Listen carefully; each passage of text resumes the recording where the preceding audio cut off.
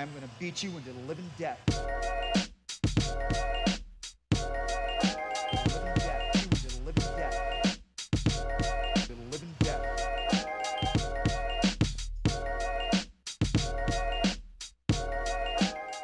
What's up, everybody? Welcome to the Walkout Network. It's your man, Ant Walker, here with the latest edition of the Living Death Show. Of course, I'm very happy to introduce these two gentlemen who need no introduction, but we love them so much, we're going to do it anyway. First up is the jack of all trades who has mastered them all, the senior editor of Sherdog.com, the big homie, Ben Duffy. What's up, Ben? Hey, I'm doing real well. It is good, as always, to be here with you guys. Yes, sir. Yes, sir. Absolutely happy to be back with you, gentlemen. And of course, the panel every week is anchored by the man with the facts, the stats, the figures, and the numbers. He is the associate editor of Sherdog.com and a man who probably can't explain what that weird noise was that we just heard, but it's all right. Jay Petrie. Jay. I didn't hear the noise. Maybe it came from, maybe the call was coming from inside the house. I don't know. What's up, boys? Happy to be here. Happy to talk shop. We're recording this a little later because obviously the holiday went through for us Americans, and we ain't working on Labor Day unless, well, we did, but that's not the point. All right. Stat of the week. Stat of the week is Cinq, which for you non-French speakers, it's 5, because there were 5 French participants at UFC Paris, and all 5 of them won. That is an historic thing for events that happen in new countries. When UFC goes to some new country and they plant their flag, they might put a couple locals on there, but not many, and they usually do okay.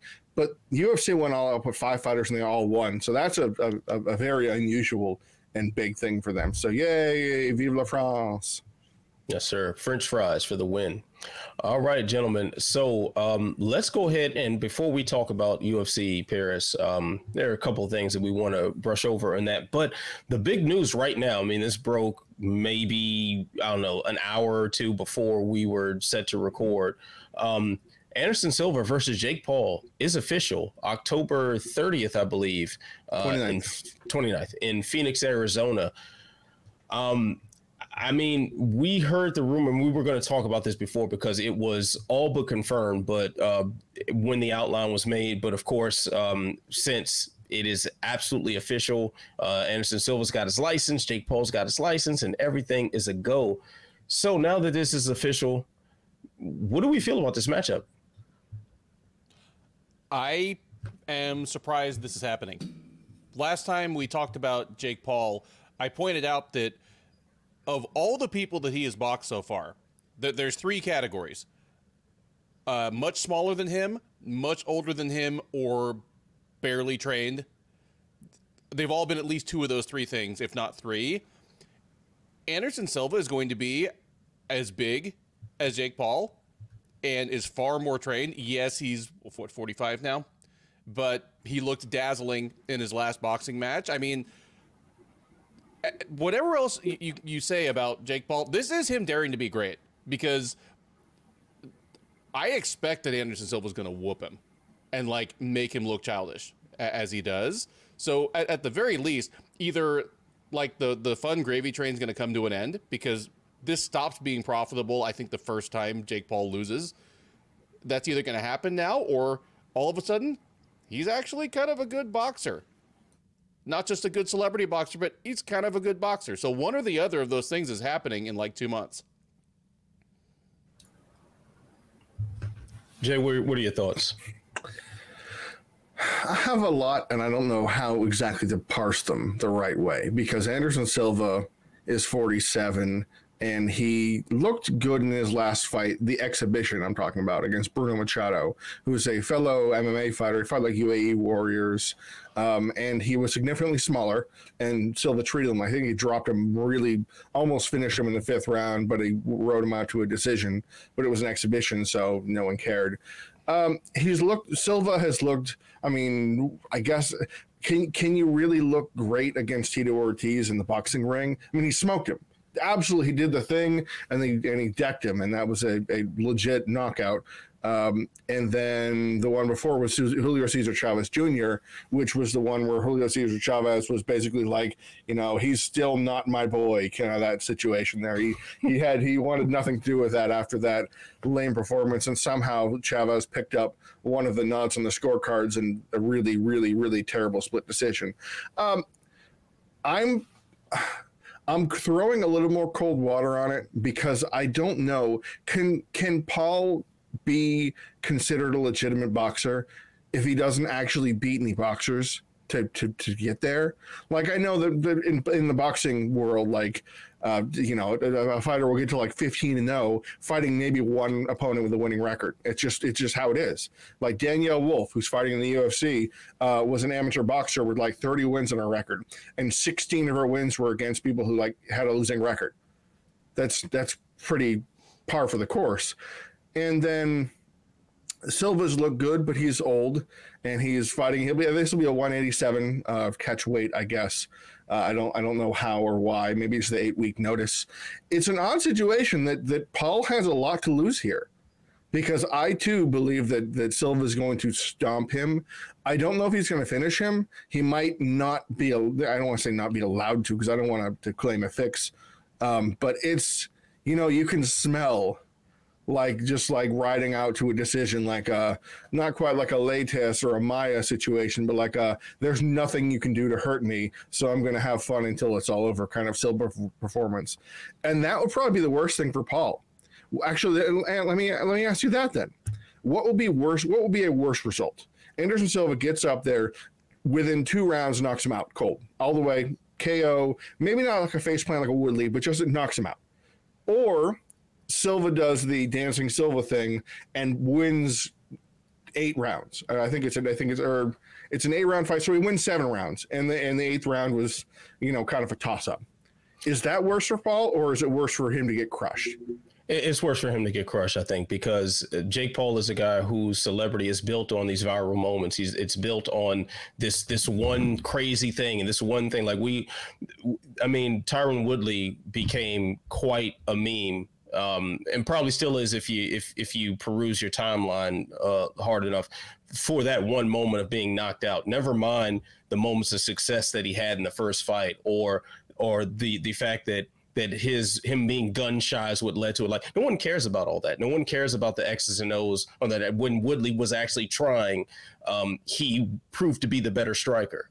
Like, no one cares about that because we had this moment of him being laid out cold. So for all the Jake Paul, like for all that we can say about Jake Paul, we can't knock his commitment to the sport, because he seems to be taking boxing very seriously and has noticeably improved with every outing. Spends his life in the gym essentially. So, but that won't matter if he's face planted. All the kids that rush to buy his pay-per-views and are fans of the Paul brothers, it won't matter to them what he does when the camera's off. It won't matter what he does in a legitimate realm of combat sports, because he got knocked out. So that would be the end of the gravy train. If he were to make it to decision, you can get a rematch.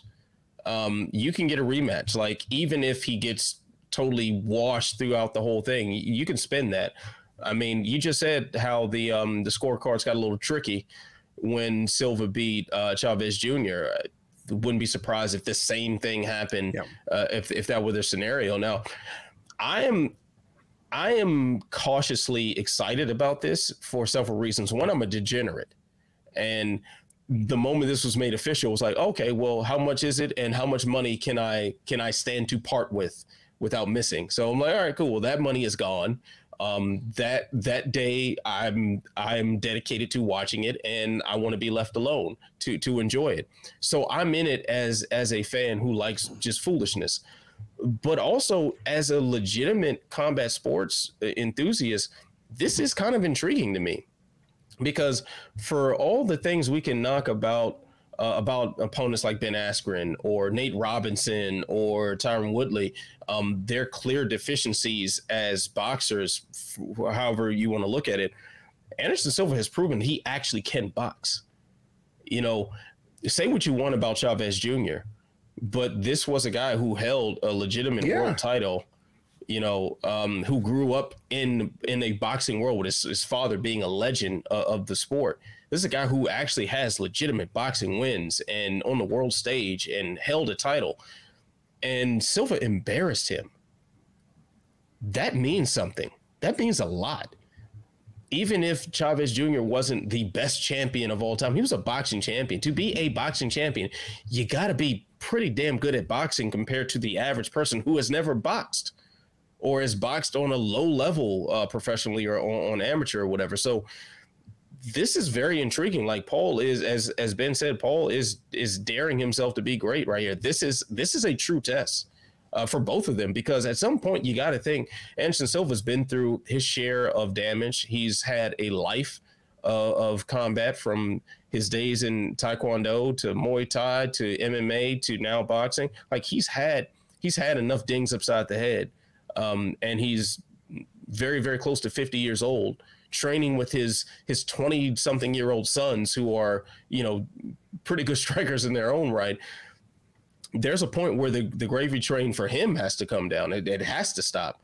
Maybe this big, strong, athletic guy who is improving very noticeably before our eyes at this moment in time, when you're close to 50 years old, maybe this is where it all comes to an end. So this is compelling from several different angles, if you ask me, which you did ask me. I did ask you. Now, Anderson Silva is minus 150 right now. You can get him in a couple of books at minus 150. That's a pretty moderate favorite right there. I'm assuming it's going to spike. Anderson Silva opened as an underdog. It didn't last long. That gap already closed? Yeah. I saw that, it was like, I don't bet, but Silva opened at plus 150. That's crazy. Yeah. Yeah, it's starting to trend Silva's way more and more. I don't. Now, Duffy, I guess I'll ask you this question then. Silva is fighting Paul in the end of October, and Vitor Belfort, who is a nemesis of his, if you will, is fighting Hasim Rahman Jr., the guy who was supposed to be fighting Paul, but the weight issues kind of scuttled that. Now, Vitor hasn't quite had the opposition that Silva has in terms of like the JCC Jr. situation, but Vitor, he's still Vitor, and you've seen him lately. He's big. He's TRT Tour almost, and he's fighting a heavyweight Hasim Rahman Jr. If he wins, is that the next? If they both win, is that the most obvious fights to make? It's an obvious fight to make, but there would be a weight gap to make up there, because Vitor looks like he's walking around about 30 pounds heavier than Silva is, at least. But Silva wouldn't care about that, though. I mean, you can label it an exhibition, put it on another battleship in the middle of Dubai or wherever they were, and that could be very, very good for business. Silva never had any qualms about fighting bigger people. I mean, for almost as long as we've been doing this show, which we're on like year 3 or something now, maybe, or year 4 or whatever. We were begging for Anderson Silva and Fedor. We were begging for that. I'm still begging for it. So 30 pounds, whatever, man, just do it. Ben, Jay, I'll throw this one back at you. If you're Anderson Silva, you come out victorious against Jake Paul, and Vitor Belfort is, a viable opponent for your next bout. Is that worth your time? Is it time to step it up more in the boxing realm? Do you want to go at a more clear actual boxer?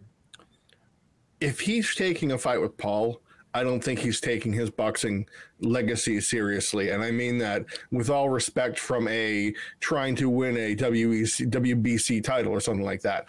I got to think that Silva is in this twilight stage of his career for the you know, like how UFC fighters always wish they'd have the money fight era at the end. Like, all right, I'm done fighting for the title. I just want fun fights from now on. You hear that all the time from aging fighters. My title runs behind me. Now it's time to fight the guys who I always wanted to fight, and it'd be a good thing. I have to think in the scheme of attractive options for an Anderson Silva post Jake Paul or Logan Paul, which one it is, post Paul fight, he'll have that oomph with him. He won't have much of it. He'll have some of that to come along with him.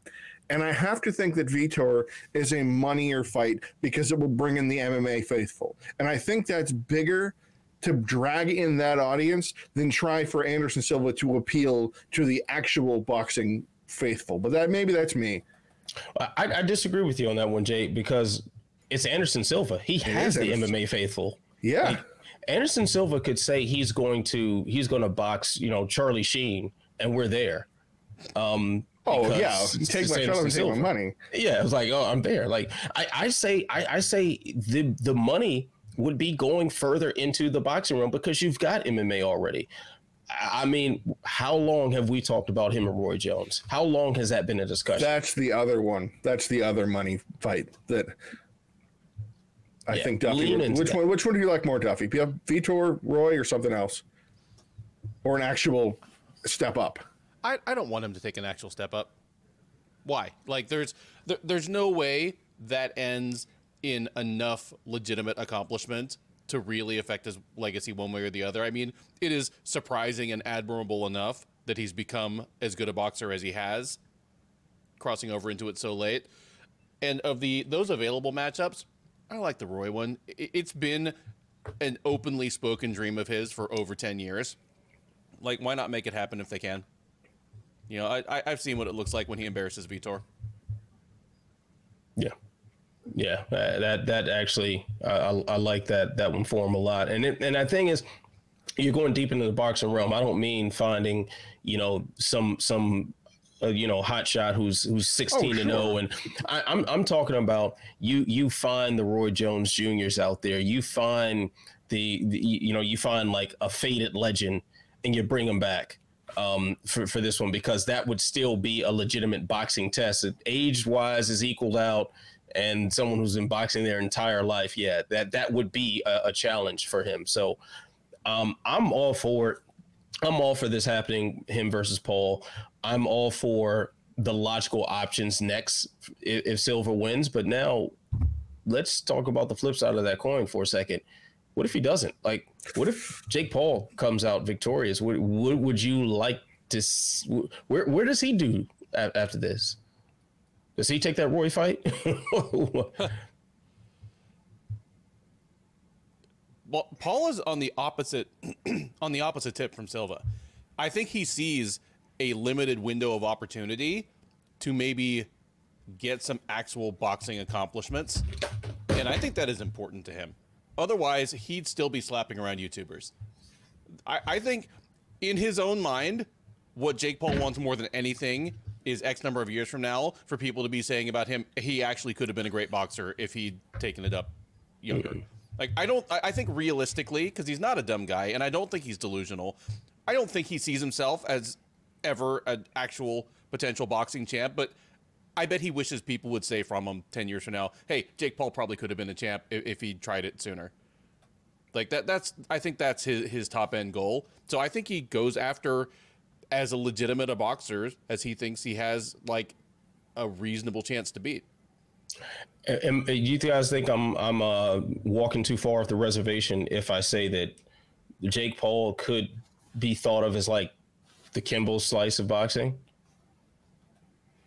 I think Kimbo was a guy who, had he got to the sport sooner, before like football took out his knees, like we're talking about someone who had a lot of natural gifts and clear love of fighting that could have gone further. Maybe, but I'm just not on that train with you guys because of who he's choosing to fight, who he's making sure to fight. He went after a guy that was coming off a loss in Hasim Rahman that had never fought below X amount of weight, and then said, no, you're going to fight 15 pounds lighter than you've ever fought. or something crazy like that on short notice. And the Tommy Fury fight that didn't happen for reasons we still don't know, but possibly Kinahan related for whatnot, we don't really know. The way Paul is he's kind of like, when you have a bowl of oatmeal and it's way too hot and you can't just dip your spoon in the middle because you'll burn your tongue, and you kind of work on the outsides to get on your way in. It feels like Jake Paul or Logan Paul or whatever is the eating your too hot oatmeal version of a trying to become a boxing name. And then he specifically went to take on Anderson Silva. Why not insert name here, a 6-0 prospect or whatever? It's specifically not fighting the boxing world. And Rahman Jr. was going to be the one test, I guess, if you will, of an actual pro longer time boxer than any of the guys he's been challenging and facing right now. Like the first guy he fought, that KSW guy, he just fought two, or KS whatever. He just fought two people the other day on some stupid pay-per-view, and he sold almost 500,000 buys, according to Heyman or somebody like that said that. So I don't think he wants to be a legitimate champion boxer. I think he wants to be the celebrityest boxer that can. He's a celebrity boxer fighting other fighters, if that makes any sense. He's not going after. He's not challenging Danny Bonaducci. He's not challenging Carol Channing. He's working his way around. Like he might challenge. I don't know. I don't want to say Buakaw because he's too small, but just another person from like I don't know, like Errol Zimmerman, who's a kickboxer. That kind of thing. To be like, okay, I'm taking on a great MMA fighter, a champion. Now I'm going to fight a kickboxer in boxing. So I feel that more than I feel actually trying to work his way towards contention. But then you hear, what was it, Muhammad Suleiman or somebody saying, if he beats so-and-so, I think it was if he beats Rahman, he might be in consideration for rankings, which almost made me throw up. But that kind of, I feel like it's that kind of approach for me that I see. It's just, it seems like Anderson Silva is kind of like the end game for that. Like he's the final boss. Yeah, it's kind of like, where do you go from there without crossing into something more legitimate, because everything else would seem like a step backward. Now maybe the step backward will be what he does and say, hey, I'm gonna just keep this money rolling in, and then you dig up Vitor Belfort again. Then you see if Holyfield can put a sentence together and you throw him in there or something. Yeah. Like there are things that can happen to further this. But Anderson Silva seems like the pinnacle of where you have the circus and it's touching on legitimacy. That seems like we're the pinnacle of that. So I don't know if the plan is escalation. Jake Paul is going to have to step out further into really deep waters and sink or swim. We'll see what happens. But this, like I said before, this fight has a lot of angles to it that make it very, very interesting to me. And I'm quite frankly going to throw my credit card at the TV to order this. I'm sorry. I'm not sorry. I have one last thought. Tyrone Spong. Spong is an actual legitimate-ish professional boxer now. He's like 14-0 or something. Yeah. And he's a kickboxing champion, and he's going as an MMA fighter. Like he checks all those boxes. Exactly. He was a UFC fighter, not just an MMA fighter. That helps. He was World Series. Yeah. World Series. I'm thinking of Gokhan Saki. Gokhan Saki actually wouldn't be a bad option either. I think it's just that Anderson Silva has much more name value than a Tyrone Spong, and that's kind of where Jake Paul kind of hits the pinnacle for this little cross section of sports and entertainment right here. Tyrone Spong would definitely be a more legitimate challenge as a boxer, because the man is actually a damn good boxer. Yeah. Even if he wasn't a boxer, like just his kickboxing acumen is far better than, hands wise, is far better than anything that Paul has seen in the ring thus far. So, and he's young, and he's probably a little bigger than Paul. I mean, he's a small heavyweight, but I'm this sure guy he's over 190 right now. Yeah, and he's definitely knocked people's heads clean off their shoulders many times before in several different arenas of fighting people. So that's very, very dangerous. If Paul were to go a route like that, that would tell me a lot about what he wants personally out of it. Yes, that's a good point. If he were to get past Anderson Silva, it's just, if we're looking strictly business wise, probably not the move, because Tyrone Spong is only known to guys like us who, as a hobby, do podcasts like this. So. All right, gentlemen, let's actually talk about some mixed martial arts on our mixed martial arts show. Radical concept, but there was some action that went down this weekend. For the first time, the UFC touched down in Paris, France, a city that we've been to a couple times and overrated, if you ask me. But anyway, so based on the reception everyone got all night, do you think the UFC sets up shop in Paris once a year? Probably. The place was absolutely explosive. Part of that is the novelty. Part of that is that the French fighters did well, and fighters from Europe in general had a pretty good night. But why not? I mean, if they can get this kind of reception for a fight night card that is headlined by a French fighter, as long as there are enough French fighters, keep doing it. I mean, this thing was missing arguably France's best fighter right now. I think Manon Fior wears a belt before Ciryl Gane does. I thought you were going to say Ngannou. I mean, Cameroon, France, I know. Yeah, Ngannou's going to get stripped. Yeah. Oh, yeah. No, my mind has already kind of moved him on. Yeah. To maybe he boxes Jake Paul next. Oh my God! What a murder scene! Did you guys see that? It was an ESPN piece that came in a couple of days ago, where Ngannou said, "Yeah, I haven't even started training yet.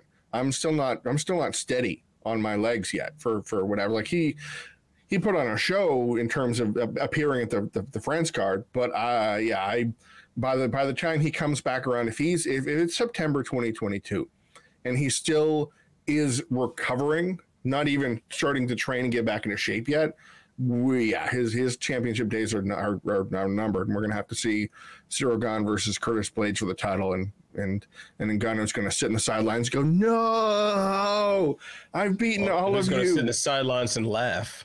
Maybe if they let him go play with Tyson Fury, then something like that. But Duffy's right. The UFC Paris card was bumping, and the newness factor was a major contributing piece to the fact, because they'd never had a UFC card. Like, there was I don't even know where the Bellator Paris card was held. Like, I don't know like what venue or something like that, but I don't think it was, it wasn't the Accor Arena or something like that where there are 18,000 people packed in. So it had the ceiling is limited in terms of how crazy it can be. It was at the Mona Lisa High School Auditorium. Sure, yeah. And it actually was Accor Arena. It was the Accor because it didn't feel like it. Yeah, because I covered it for Bader, like the one that was headlined by Congo in May. It was in Accor Arena. And man, it didn't feel like it, because it felt like two different buildings, because I was paying very close attention to the Bellator Paris card, and then I was covering the UFC Paris card, and it was different. It was different because people were excited about the first fight on the card. When people are really, really, really just over the moon. Who was it? Nobody's excited about the first fight on the Bellator card. Yes, that's true too. But what was it? It was the first fight in Houston. I think that we were going to. Was it Houston or maybe it was Jacksonville? Where it was where Ariane Carnelossi and Na Liang. It was Jacksonville. It was the first show back in front of people. And, they got a pop louder than some headliners have gotten in other arenas and that kind of situation. So when people are going nuts for Stephanie Egger and Eileen Twerk Perez, that it's people are just excited to have something here. I can see UFC Marseille. I can see UFC Lyon. I can see maybe a UFC Nice, and they show the beaches, and then they try and censor all the naked people because they have to do that. But there's not a lot of really big cities in France that they can jump onto. Like, I think what Strasbourg's like, 250,000 people, maybe, we're talking like the Lille's of the world, like 200,000 people. So like, it's like a UFC Albany level show.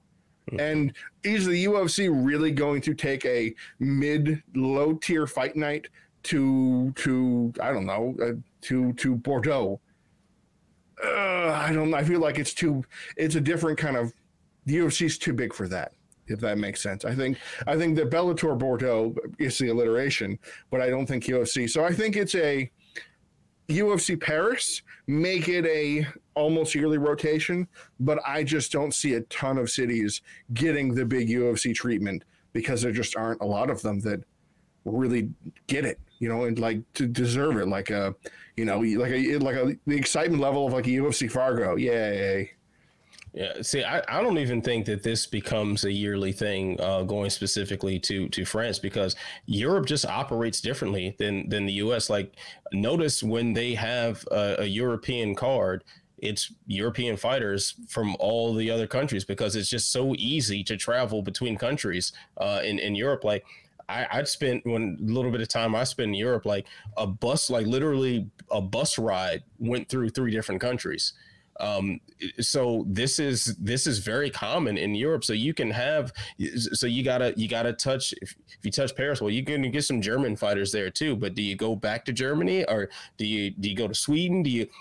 When you can just pick one city that you're going to go to that year, and that's going to the central hub for all the up and coming European fighters, aside from like a proven huge market like London.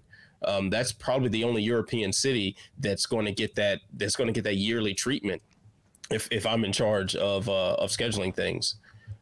So just my 2 cents on that one, fellas. Now let's talk about some of the action that went down in the cage. Ciryl Gane with a TKO win over Tai Tuivasa. Crazy fight, man. But essentially kind of went down the way we thought it would. Ciryl Gane used superior technique, superior timing, just the strategy, and was able to get the finish after eating some power. Tuivasa's calling card, throughout that bout.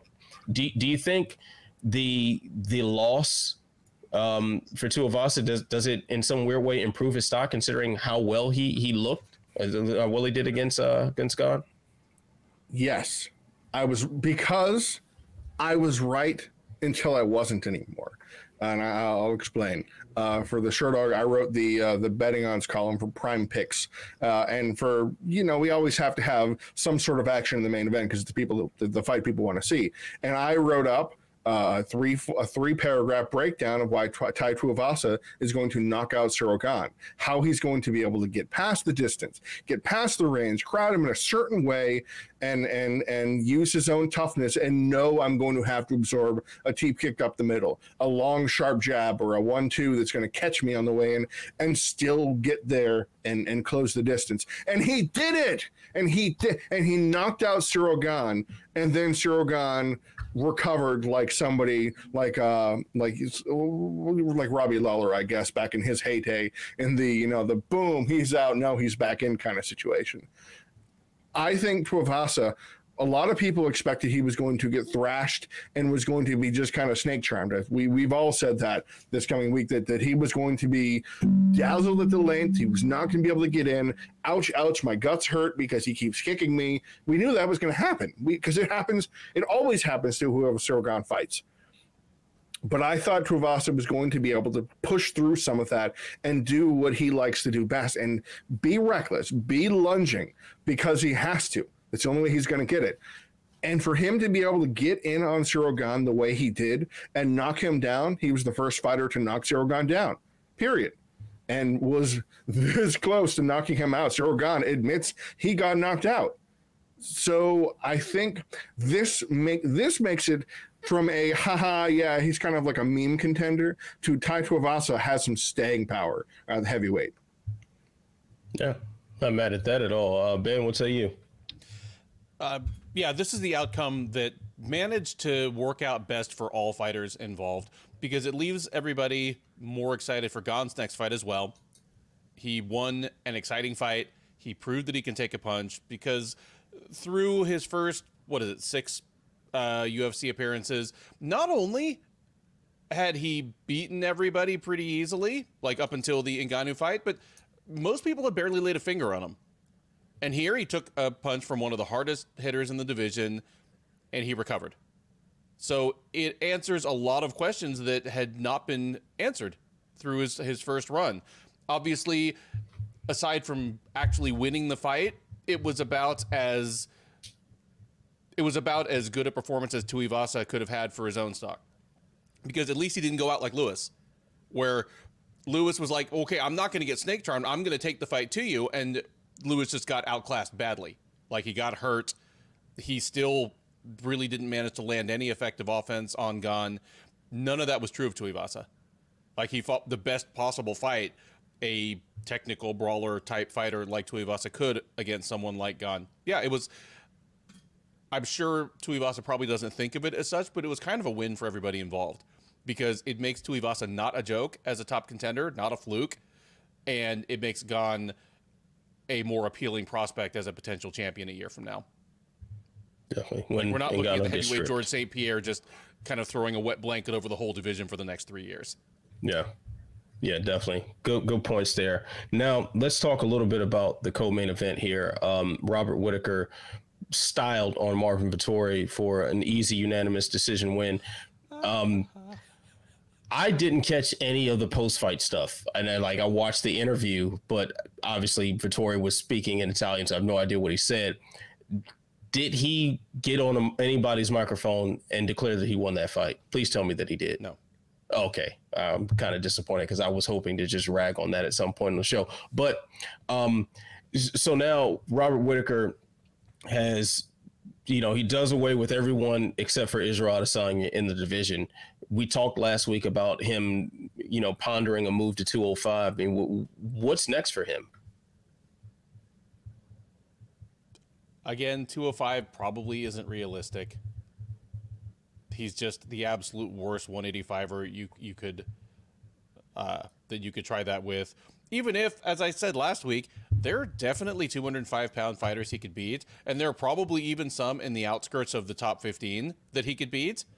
But if you're Robert Whittaker, you want to be the champ, and even if it is Adesanya, you stand a better chance of being a champ in the middleweight division one day than the light heavyweight division. Adesanya won't be around forever. He is a guy that he might have a rapid decline once his top gear slips a little bit. It could be an Anderson Silva type thing. And he is somebody that, he's older than Whittaker. He didn't have a long kickboxing career beforehand. He's not one of those dudes that, I'm 75-11 in kickboxing, but he had a pretty substantial kickboxing career.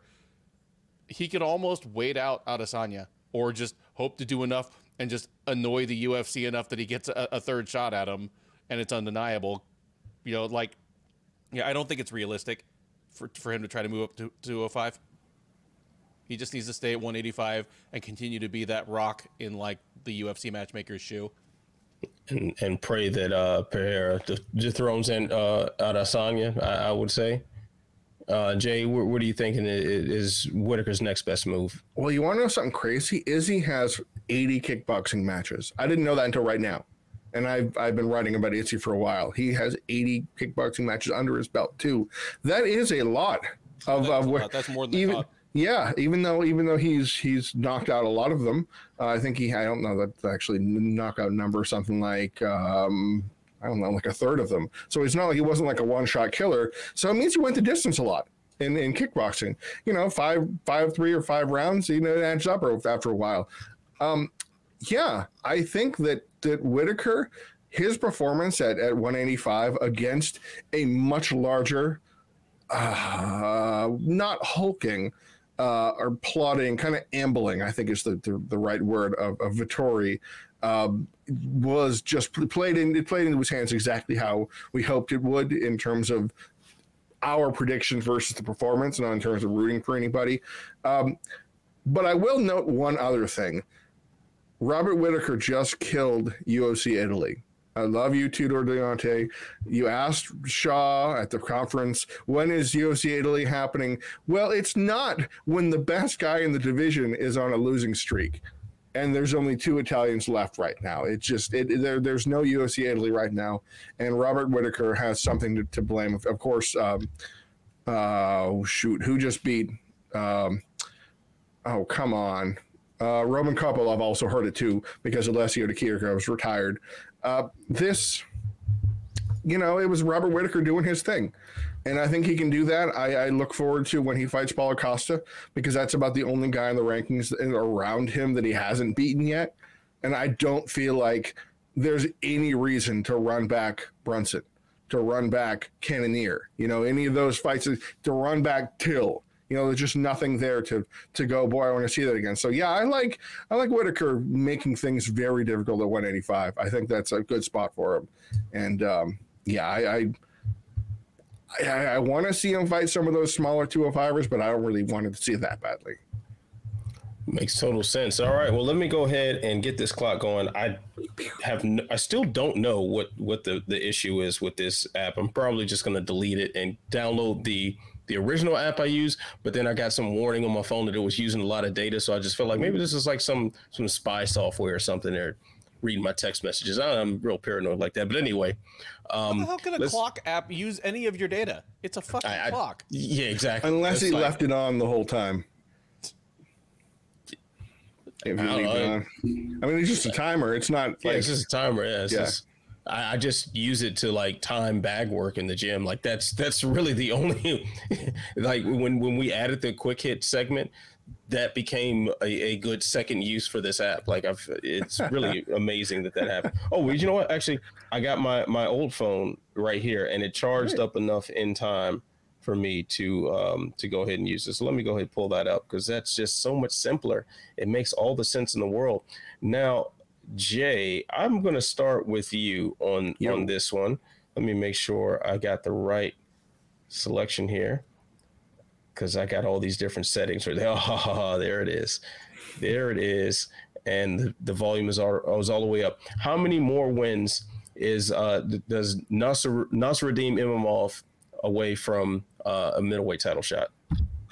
10 or 30 seconds. Oh, 10. Sorry. Oh, let's start that again. Okay.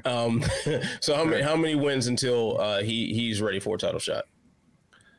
There you go. It's such a tough and terrible division where the number 2 guys cleaned out the division. So at his rate, he could snake up there with 2 more wins and get a crack at him. All right. He's fresh. He's fresh. All right. So what do you make of Abbas Magomedov's quick UFC debut, Ben? Looks like he's still the real deal. His UFC debut was much delayed, but coming out of PFL, I thought he was a future title contender. He looks very much to still be there. All right. Okay. So, Jay, would you mind reading me a question to make me not sound like a crazy person? Sure, you can sound like a crazy person just fine, but I don't need help for that. Nasrat Haqparast, he broke a losing streak, won a decision over John Makdessi. It wasn't very convincing. I mean, he lost to guys like Dan Hooker and Bobby Green and Drew Dober, those kinds of names. So Haqparast, he's 27. Has he already hit his ceiling? Yeah, I would think so. And not to say that's necessarily a bad thing. I think at this point, he's kind of established himself as like a high level gatekeeper. If you struggle in spots against Makdessi, probably shows where you're at. Yeah. Hit your ceiling at age 27. Just one more way he's like Kelvin Gastelum. Yeah. Twins, baby, twins. I mean, and training at the same camp too. That's got to be really confusing.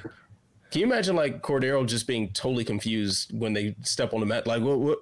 Like in 2026 is the first time he realizes that it's not the same guy. Yeah, he's like, he probably is telling Kelvin like, if you just stuck with one weight class, you'd probably be a lot better. But this 155 to 170 to 185, it's just not working for you. And so he's probably just really confused over there.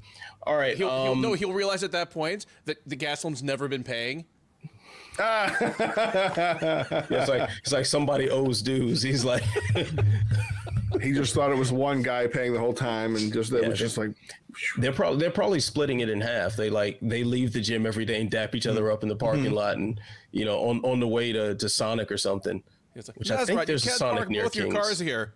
Yeah. All right, gentlemen. So I put a minute on the clock. We're probably going to completely ignore it. But just for shits and giggles, it's going to be on. The UFC has said it's going to travel to a new country each year. You're the head of the UFC. Where do you want to plant your flag in 2023? Well, if you make me go first, this is just going to jump right into I'm not surprised. Okay, well, let me go first then. Yeah, please. I say take advantage of you already lost one of the African kings as far as the title is concerned. I say go straight to one of the many major cities in Africa. You can go Lagos, Nigeria. You can go Nairobi, Kenya. You can go to places that are craving sports action and have a lot of athletic history behind them. So I say do that. Just do it while you can. Don't try to build it up before, Izzy is dethroned or is moved on and Ngannou is stripped and he's getting knocked out by Fury or something. Like don't do that. Edwards too. In Lagos. Yes. Yeah. Yes. Just do it while you have it. While you have the resources there, just do it. Just simply do it. Jay, what do you think? I think I'm going to stick in the region because it's something that might actually be kind of surprising to a lot of us. The UFC has never held an event in Spain, and there are quite a few fighters from Spain or can claim Spain that are up there. I think Ilia Topuria is... he has all of the different ones too. He has all the different hats. He's fighting Edson Barboza, and if he gets past Barboza, he is a name that is worthy of headlining a fight night card because he'd be an undefeated guy still with a name over Edson Barboza, who has headlined about 1 billion UFC cards. I could see that Juan Espino fights somebody that he fights Harry Hunsucker on the co-main event to give them something to cheer about, and then you can easily kind of go like this and add the other fighters. My apologies to the other Spanish fighters that I cannot think of off the top of my head. Joel Alvarez has lost 1 fight. It's not like he's fallen off the planet. There you go. That's exactly. They could build a main card out of Spanish fighters and then the rest of it. So yeah, give me Spain. Okay. Well, while I'll just go ahead and stop the clock because we're going to roll this, I guess, right into I'm not surprised, Mr. Falcons, the greatest title segment in all of media history. Ben, I forgot. What country did you have in mind? Well, I am going to go with the Kingdom of Hawaii that just happens to have been the 50th U.S. state for 53 years now. 53, yeah. Yeah, for it's bad enough that Bellator has put on a half dozen events in Hawaii, and they have all felt massive. Yeah.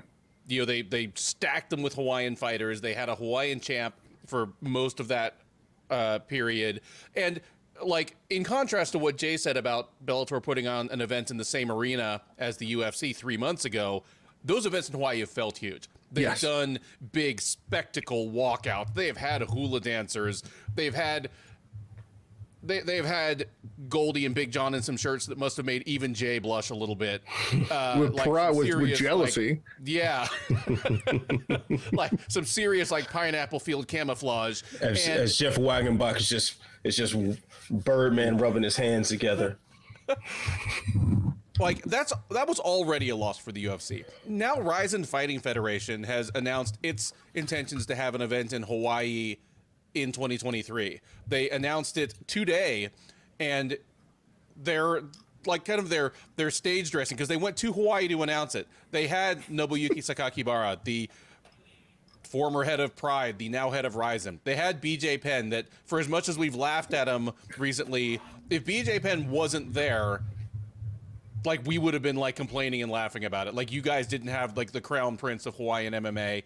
And they had Enson and Inoue. Enson Inoue, of course, a charter member, the second inductee to the Hall of Fucking Awesome, and as great a symbol of the crossover of Hawaiian and Japanese martial arts as you could possibly think of, all there, announcing that they're going to do this next year.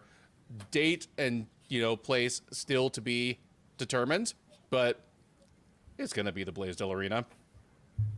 What else that they will leash you holds over 10,000 people? It's going to be the Blaisdell, and it's probably going to be fantastic. And that's going to be yet another promotion just stealing a little bit of thunder from the UFC. Yeah.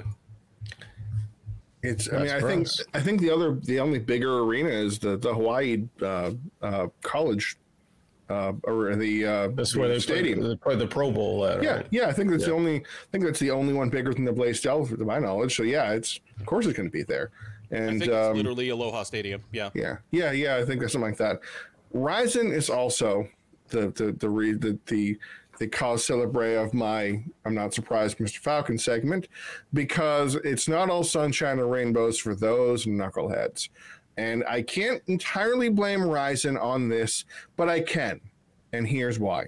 Rizin had been running those shows called Trigger, which is the Rizin in a cage. So they have the cages around them. They can do stomps and they can do soccer kicks. It was awesome. It was super violent. It was that kind of thing. You're like, oh my gosh, I can't believe it's happening. And it did exactly what people wanted it to do. Well, those are on hold. Those are no longer happening because one of the major sponsors, I'm not exactly sure how this works, was a city councilwoman, Mika Yoshiba. This is according to regional news and then reported and translated over by, I think it's MMA Saka, who was the one who brought the translation over. Then it turned out Yoshiba, the city council member, has been siphoning off COVID money and is now imprisoned for fraud, embezzlement, whatever you have, like something along the lines of 3 billion yen in loans. It's yen, so it isn't, the $3 billion, but 1 billion yen went into their hands. That's not nothing. Yoshiba is a big sponsor of Rizin, and they went. And the other issue with that is that Yoshiba is also suspected of having an affair with a Rizin fighter, Chihiro Suzuki. So it's all one big mishmash of ugly, and I'm so not surprised, Mr. Falcons. And there's a rumor. I don't know if I want to give any credence to this rumor, but I'm about to, that she also tried to be a Rizin ring girl and was rejected a long time ago. But yeah, so there you go. Rizin gonna Rizin. That sounds like a VH1 reality show. That's so good. She's married, of course. The councilwoman is married, so it would be a whole thing. All right. So if my son lets me get through this, we're going to move on to my I'm Not Surprised, Mr. Falcons of the Week. Comes courtesy of the star of the upcoming Black Adam movie, The Rock, whose Project Rock has collaborated with the UFC for like the footwear, the official footwear. So when Reebok was left the UFC, once that partnership dissolved, Venom took over, but Venom doesn't do footwear for the UFC. I think Reebok still held the footwear contract up until recently. So now The Rock has stepped in with his Project Rock shoes. I think that's a collaboration with Under Armour, if I'm not mistaken. And you should not be surprised that, according to things that we've seen from respected names in our field that do a lot of deep digging to find this information out, the fighters get zero of what's going on. There was a nice little promotional video. Rock is talking about hard work and achievement and blah, blah, blah, all the buzzwords while he's like lifting all the weights and stuff, and cuts to fighters being interviewed and how like, oh, these shoes are great. I love these shoes. Oh, they're so comfortable. They're wonderful. The Rock, it's just such a great name that our brand associated, blah, blah, blah. None of them got paid for that. Everybody just showed up, said, did what they were told. Well, hang on. They got paid in exposure. Oh, yes, exposure. Yes, you're absolutely right. The same thing that a lot of us started our MMA media journeys for. Yes, exposure. Yes, Jay, you're absolutely correct. So I'm not surprised at all, Mr. Falcons. And then on top of that, too, I mean, mention Venom. They also extended their deal with the UFC for apparel and fight kits and whatnot. The financial terms of either deal I have not been made public that I'm aware of. So let me know if you've seen anything. I haven't seen any figures. I just know that Venom was supposed to be, quote, significantly lower than the $70 million that Reebok ponied up to the promotion. So I'm not surprised on either bits of apparel and sponsorship information from the UFC. And apparently the fighters are also obligated to do media appearances for Rock's PR company too. Wow. They have to do interviews and appearances and whatever for some stupid name, Moderate Impact or something like that. But yeah, they have that too. And they are getting paid. The limits of independent contracting, I would say. Sure enough. Oh, Leslie Smith, where you at? Where you at, Leslie? Should text her, by the way. I'll talk to her in a while. Yeah. Shout out, Leslie. What's up? All right. So, Jay, while we were talking about UFC Paris and the stretching the names and all the European shows and whatnot. Man, UFC 279 coming up this weekend sure does have a fight night feel to it. Headlined by Nate Diaz and Khamzat Chimaev, literally the only fight that has some relevance, I think, to the title picture, and that's really a one-sided affair for that. If you had to name UFC 279 something the way the UFC used to do, what would you call it? Say my name. UFC 79. Is that the best you could do? Because let's keep in mind, this was intentional. This event feels like it's missing something, and it is, but that's on purpose. I'm going to steal some of Duffy's thunder, where Ben and Keith Schillen had their preview show, where they talked about this fight card, that this should have had feels like it should have had like a Volkanovski versus Josh Emmett, I think was the one you actually referenced in particular. But it should have had that one fight. You're like, oh man, this feels like Anderson Silva fighting Israel Adesanya because the main event that was beforehand was canceled.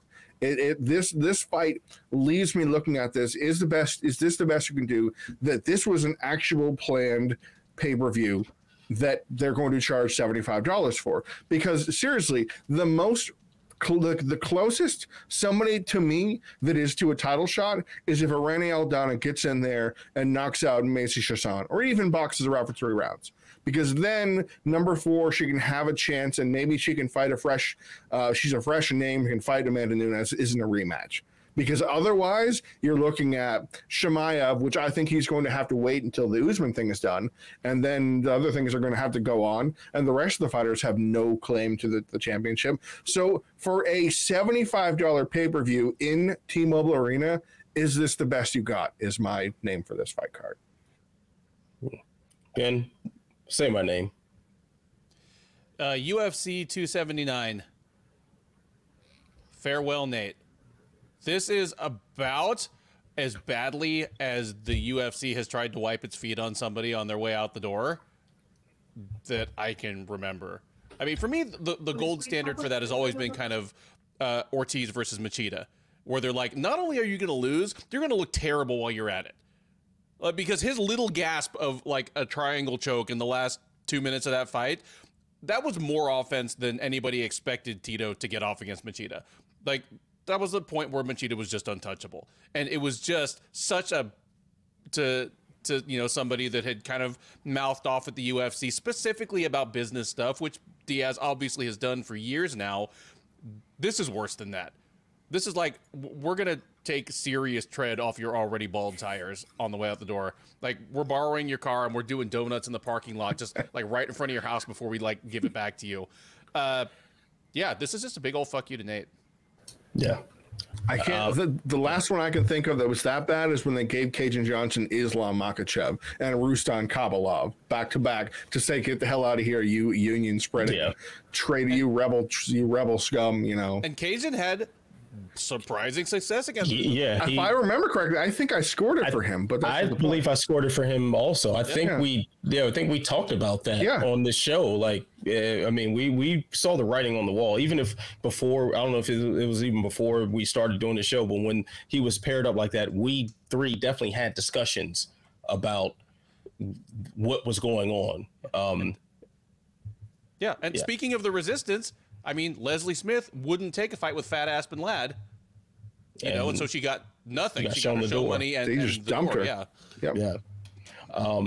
Well, if I've got to say the name, I'm going to go UFC 279 Sport Killer, because this is this sort of card that would have been canceled 10 years ago. So this is definitely something that would not be going on in the UFC pay-per-view previously, and when they did try it, it all fell apart, and we had the infamous Sport Killer rant directed toward Greg Jackson around the now evaporated UFC 151. So that would be that, or go like UFC 279 piracy, because this is just encouraging people to hit the crack streams or something. Like, this is exactly what the sort of card that's made to be pirated. like if they think people are really trying to pay $75 for this, they are insane. But I think that's part of the plan. If you have a card that grossly underperforms, because you're getting the guaranteed money from ESPN anyway, and you're sending off one of your biggest stars as unceremoniously as you can imagine in matchmaking, send him off unceremoniously as far as business is concerned, because then not only does he get absolutely annihilated in the fight and, you know, get his life beaten to a bloody pulp, but on top of that, he can't even walk away and say, hey, I generate X amount of dollars. Your final performance in that promotion grossly underperforms, so now you are essentially worthless out there in the free market. That is the point of this whole thing. But fellas, it's time to ask that age-old question: who you got? We got an interesting one here. Catchweight bout at 180 pounds. Kevin Holland, who has taken time away from his efforts to join the Justice League, will be facing off against Daniel Rodriguez. Who you got, Jay? Well, I saw a report on Sherdog, and I didn't look into it enough, that apparently he was arrested and or cited. Kevin Holland was, for unpaid tickets or something like that. So this could be the beginning. Phoenix Jones. This could be the beginning of Kevin Holland's downfall if he's now being picked up for something. I don't know. It's just like, hey, parking tickets are a gateway drug to that's right. Cocaine. Like, that's right. Ask a liar. I mean, here you go. Now, this fight card, I'm not Sean Shelby and Mick Maynard. I can't justify what they think, but I would take these last three fights on this card and jumble them up. If I had to say what I would do with it, I would make Daniel Rodriguez versus Li Jingliang. That's the first fight. Then I would make probably co-main event, I would have Chimaev versus Kevin Holland, because they have history. They have a back and forth. They have a whole situation. And then the main event, I would have Tony Ferguson versus Nate Diaz. That would be I think it would be better, and I think it would be more fun. I think the matchups would be better, because the matchups as they're presented right now feel awkwardly lopsided for the most part. Now, I will say I'm actually picking, I say all that to say I'm actually picking an upset in the Kevin Holland-Daniel Rodriguez fight, because when I look at these two fighters, Kevin Holland and Tony Ferguson are two sides of a similar coin, in that they are the freeform jazz of a fighter, if there's that possibility. That the game plan is show up, I know what I'm good at, I'm going to create these situations as they happen, and I'm going to take advantage of them if they happen. So I feel like Kevin Holland is going to go out there and do kitchen sink stuff, but I feel like Daniel Rodriguez is too polished and also has a really sneakily effective takedown game and it's also 185, so I think Rodriguez is going to be larger, considerably larger. All this to say, yeah, I think Rodriguez is going to spoil the show for Kevin Holland. I think Holland might have a good first round, and Rodriguez kind of picks up and builds and ruins that fun for him, because it's just, this sport doesn't like fun, and I feel like that's how this stopped fun. Even though I like D-Rod. I think D-Rod's a very talented fighter, and he trains at 10th Planet, but I just feel like the bread and butter that he is going to be serving to Kevin Holland is going to be too much for him to handle, I think. All right, fair one. Ben, who you got? You know, I went with Holland on the preview show, but I think Jay's actually right. Just Holland's game is so idiosyncratic. I mean, he's 10-4 in the UFC, and he never wins the same way twice. Just, you know, it all has such an improvised feel. He doesn't really have any just systematic wins where you're like, okay, Kevin Holland could do that every time out. The fact that I don't think it's a 185, is it? It's a 180. 180. Yeah. That's why I said 180. So yeah. No, you said 185. Oh, my bad. It's a 180 catchweight. I think that. Oh, I said it's a 180 fight. I'm sorry. That must have sounded like 185. Got it. Oh, all right. Yeah. I think that does work out in Rodriguez's favor. And while he isn't a tank of the sort that really marked Holland's ceiling at 185, the Brunson types, he's more capable of that than a lot of other people that Holland will run into at welterweight. So I picked Holland, and I still think this is about as close a fight as there is on the card. But I'm just starting to get the sneaking feeling that Rodriguez has got this one. This is, I agree with you, Ben, that this is like the closest fight to call for me. Like, I'm really going back, even as I'm trying to put my words together now, I'm not sure what direction I really want to lean in. Can I help you? Can I help you real quick? Of course. Kevin Holland will have 7 inches reach advantage. Just to food for thought. Well, yeah, that's, oof. But I still, maybe I part of me still kind of wants to lean toward Rodriguez here. And that's because of the type of opponents that Holland tends to do well against. Like, look at some of his last wins. Tim Means, Cowboy Oliveira.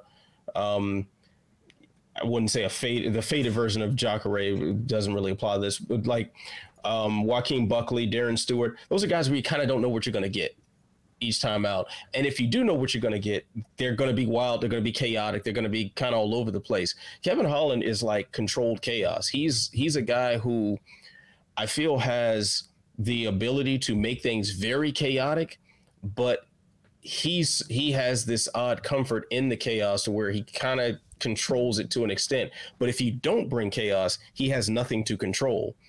Hence, you get like the Marvin Vettori and Derek Brunson type losses where someone firmly establishes what they're going to do, and that's it. And you just have no choice but to play along and hope that you find a way out of it.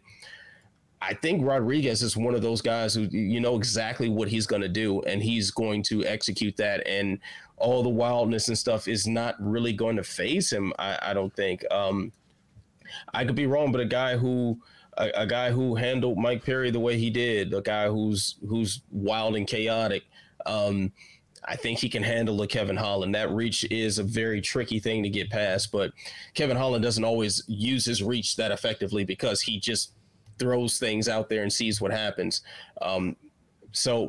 And especially if he starts talking to someone who's sitting outside the cage, then he's probably not in the game. Give me Daniel Rodriguez by a very, very close decision. One other interesting stat that I just learned right now, Daniel Rodriguez has the highest strikes landed per minute rate in the UFC, period. Across every division, across everything. He is the highest landing work rate of any fighter, more than Chimaev, more than Sean O'Malley or Leslie Smith, who was actually hilariously active, even though we might not think it, Justin Gaethje. Just throwing it out there. Nice stat there. All right. Well, gentlemen, we've got a co-main event contested at 170 pounds between Li Jingliang and welterweight debut for the former interim lightweight champion El Cucuy, Tony Ferguson. Ben, who you got? I've got Lee. This is probably the last. Like it was the only available last-ditch effort for Tony Ferguson to try to eke out another win in the UFC. There are welterweights in that division that he can beat, but there are no welterweights they can match him up with without it being insulting that he can beat. Like, I mean, Darian Weeks and Johan Lainez are scheduled to meet on the undercard. I think Tony Ferguson could beat either of those guys. But if they match him with either of those guys, that is a tacit admission that he has done as any sort of contender. And I don't think he would acquiesce to that. I don't think the UFC could justify his paycheck with those kind of matchups. So this is kind of what they have to match him up with, a fringe top 10 guy who hopefully won't hurt him too badly. And I think Lee is just going to be too much for Ferguson. Like the things that Ferguson's game has run on, namely outlasting his opponents with cardio and chin, it might get a little reprieve at 170, but not enough of one. I have Lee here in either a lopsided just washing of a decision or by a late stoppage. All right, Jay, who you got? It's interesting that Li Jingliang is a ranked welterweight, and he is, of course. I do not believe when he fought Chimaev he was ranked. Then he knocked out Muslim Salikov, which was a very impressive performance to earn. I think he's number 14 in the UFC right now. So this is kind of the olive branch for, okay, Tony, you can have a shot at 170, and we're not going to embarrass you by giving you a Lainez or giving you a Gabriel Green type of not name contender type that you're just not going to go anywhere with it. But do you recall the nickname for Li Jingliang? What's his nickname?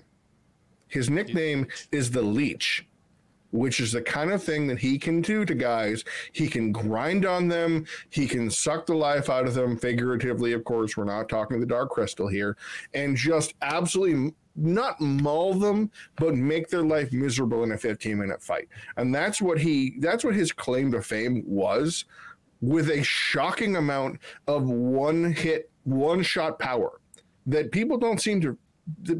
Y'all must have forgot a lot of times when he really hurt Muslim Salikov before finishing the job and busting his face off, or just absolutely putting his shin through David Sawada, or one-shot killing Santiago Ponzinibbio. Diego Lima. There are multiple guys where he just kind of walked him down and went, "We're done here." So that's a threat that Ferguson's going to have to think about as he's getting pressed and mashed and squeezed against the fence very uncomfortably and disappointingly. Tony Ferguson's takedown defense has not been what it used to be, and his get-up game is even worse. So unfortunately, I feel like Li Jingliang is going to take this fight down at his earliest convenience, and we're going to get that for probably 3 rounds. I don't know if he's going to get a finish, but he's going to take the life and energy out of the building. He's going to leech that out of the entire T-Mobile arena by doing what he's going to do to Tony Ferguson. I find no reason to disagree with you guys. The one disagreement that I'm going to put up there, Jay, is that I think Ferguson gets finished in this one. Yeah. I think, could be. One thing for sure is that I think this is too soon for Tony Ferguson to be back in competition. I mean, this is the guy who was on the receiving end of probably the knockout of the year against Michael Chandler in May. Yeah, in May, and we're like 4 months removed from that. You know, and not including training camp time and stuff. This does not seem like a good idea for him to be back in there in a full fight this soon after such a devastating knockout. So on top of that, like you're up against a bigger guy. Oh, sorry, my son's back. All right, come here, buddy. You're up against a bigger guy who likely is going to get you to the ground and just smash your face in. Like this sounds like a finish in the works. I really think the fight should have been Ferguson versus Michel Pereira if we had to see Ferguson at welterweight. Just two spinning madmen going at it. I could enjoy that one. Yeah. Although the Pereira would look 2 weight classes larger. Yeah, it would. But I think from an actual, oh my God, my daughter just came in here and she's like knocking stuff off my desk and charging through like a bull. This girl's like so she's just kind of acting out what Li Jingliang's about to do to Tony Ferguson. Yeah, she's just protesting matchmaking or something. All right, fellas. So we got the main event between Khamzat Chimaev and Nate Diaz in the final fight on his UFC contract. Jay, who you got? Maybe I should have renamed my suggestion. Maybe I should have called this UFC 279 Time to Say Goodbye because of what they're going to do to Tony Ferguson too, because Tony Ferguson will be on a 5-fight losing streak should he come up short to Li Jingliang. And Nate Diaz, of course, will have been also struggling. He won't have won a fight since what would be over 3 years ago, back 2019, when he beat Anthony Pettis. So I peel back behind the curtain. I did some advanced scouting for this fight card for my Prime Picks piece because I wanted so badly to write up Nate Diaz plus 900 and write an actual 3-paragraph analysis on the one way that Nate Diaz could win this fight. And we know the one way that he's going to win this fight, and that is by sticking his face in the wood chipper and then coming out the other side of it with like barely intact, limbs falling apart, and he'll throw up a something when Chimaev is tired and catch him in an arm bar, or he'll triangle him, or he'll do enough to get a rear naked choke by accident in the second round. So, like, my hey list of Marys was going to be Nate Diaz wins inside the distance because he's not winning a decision, a plus 1,800. Because what a crazy thing that would be, because that's the only way he's going to win this fight. But there's no way, right? Like, I am, admittedly, one of the last people on the Chimaev train. Period. The end. He's great. He's a great fighter, but he's not the best it's ever been. I don't believe he's Khabib-like. He's had 11 professional fights. He's had several of them inside the UFC, but his level of competition has been Rhys McKee, John Phillips, in terms of actual mauling ground control. And then Li Jingliang choking him out, which is very impressive, but not really a Khabib thing. He's not a ground grapple choke done. That's not really his bag. And then he walked down GM3 and punched him out. And then he had that brawl with Gilbert Burns. So I can't put him in that category or any category like that. He's a great fighter. He has his limitations. I think cardio is going to be his biggest nemesis. And I think that is the kind of thing where 5 years ago, I would have been very comfortable saying Nate Diaz can win this thing in a big upset. It might have been like plus 600 at the time because he was still a little fresh. But this 37-year-old Nate Diaz, who, yeah, he had it enough to threaten Leon Edwards over a year ago in the 5th round. And yeah, he was picking up steam in 2019 against Jorge Masvidal. And yeah, he did have a good 3rd round against Anthony Pettis in 2019. I just don't know if September 2022, Nate Diaz, who has already said, yeah, I'm out of here. I'm making my own fight promotion. I'm doing my own thing, will be able to weaponize his cardio to the effect and durability, because that's what it's going to take. It's going to take him headbutting punches and getting beaten up on the floor or on the fence for a round and a half until Chimaev starts to fade a little bit. Nate Diaz lands one good shot and the crowd goes wild that, oh my God, he has a chance. 2nd round TKO, bloody, ugly stoppage for Chimaev. As much as I want to pick Diaz for the crazy thing, I got to go Chimaev, and then we all go, now what do we do? Ben, who you got? I got Chimaev, obviously. If Diaz were to win this, it would be more surprising to me by orders of magnitude than Edwards beating Usman was. It would be at least on a par with Juliana Pena beating Amanda Nunes last year, because most of the routes to victory that I can see for Diaz involve Chimaev making a mistake. And to the point that we've even been able to tell, he's been pretty strategically perfect. I mean, he fought a perfect fight against Li Jingliang. Just, I don't think he got a strike landed on him. He didn't give Lee any chances to get back up once he was down. It was a close to perfect fight. The fight that really makes me feel the most dismal about Diaz's chances here is Diaz's fight with Rory McDonald, where Diaz was about as good as he ever was at welterweight at that point. He'd beaten some decent guys. He lost to Dong Yun Kim in a fight that I thought he won, and McDonald just effortlessly slammed him all over the place. Chimaev could follow that game plan, I think, with one arm tied behind his back. And then on top of that, he's bigger, he's stronger. He has actual one-shot power that McDonald never did. Oh, and Diaz is 7 years older. I think Chimaev wins this, and I actually picked a submission. I picked Diaz to lose his first fight by submission since Hermes Franca, in that armbar thing back in the WEC days. Yeah, I think Chimaev just slapped an arm triangle or just other really dominating topside submission on Diaz. Maybe the 3rd round, where Diaz he's already taken a 10-8 round, had to been almost helped back to his stool, and yeah, this is going to be steamrolling. Hold on, you see he's going to get submitted or he's going to get put out? No, Diaz is going to get. I mean, are you asking whether he taps or goes to sleep? Yes. I have no idea. I mean, why would I disagree with picking a winner on this one? Khamzat Chimaev should absolutely wipe the floor with Nate Diaz. This is some of the most one-sided matchmaking we've seen in quite some time. Aside from the times that someone who is not able to handle a dominant champion, gets earns their title shot and just gets slaughtered as a result. This is to intentionally set out to make this match is wild, because there's so many other better options out there. The agenda is very clear of what they want to do to Nate Diaz on his way out the door. Ben, I'm so glad you brought up the Rory McDonald fight, because that's exactly where my mind went when this was made, because we've seen Nate Diaz at 170. We've seen him at 170 a lot in the last couple of years, but or a lot relative to his activity, I should say. But I mean, he was fighting McGregor, another 155er. He was fighting Anthony Pettis, another 155er.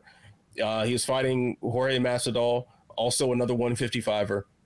You know, but when he spent his time at welterweight, what prevented him from progressing was the fact that the 170s, the natural 170s, were so much stronger than him. Rory McDonald tossing him around is an image that I will never forget. Like him just being suplexed repeatedly is something that's very hard to get out of your mind. So then when you take him up against another welterweight, who by the way is probably better suited at 185.